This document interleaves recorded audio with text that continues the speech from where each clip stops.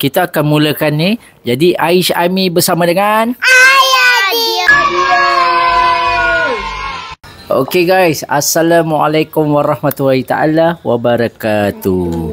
Sekarang ni kita nak main satu game. Itu hari Aimi dapat Children Day. Dia dapat ni, apa nama dia Aish? Tic-tac-toe. Tic-tac-toe?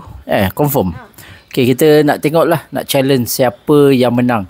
Okey, kalau kita tengok kat sini, yang cross ni dia ada 5. Yang ya, sabar duduk dulu.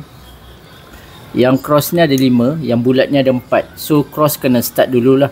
So macam mana kita nak start dulu? Kita pakai scissor paper stone. Siapa yang mula dulu?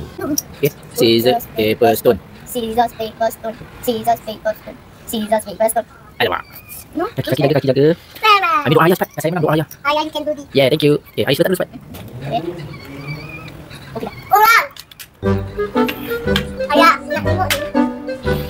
Ayah untuk Aish tak? Kita start. Ulang. Ayah, Aish panggil ni ulang. Boleh. Tapi, ayah pakai ini. Wah, draw. Okay, lagi sekali. Bulu batu air. Alamak, sekarang ada. Kasi Aish dia start dulu. Okay.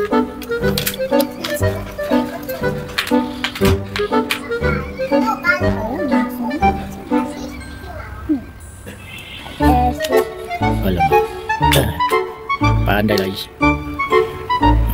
Ayah, tu batu lagi. Ayah tengok batu lagi. Alamak. Bulu batu air. Bulu batu air. Alamak. Si Aish je. Okay, ni ayah menang. Tengok. Ayah, you can do this. Thank you.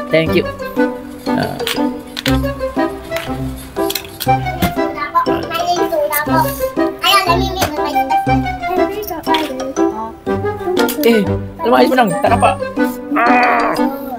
Okay, Amin ayah pula. Kakak dah menang 2 kali. Amin ayah pula. Losers versus losers. Okay. Scissor sini. Tangan. Scissor paper stone. Alamak. Scissor. Oh, salah. Okay, balik. Scissor paper stone. Gunting. Alamak, Amin dulu lah. Mana? Okay.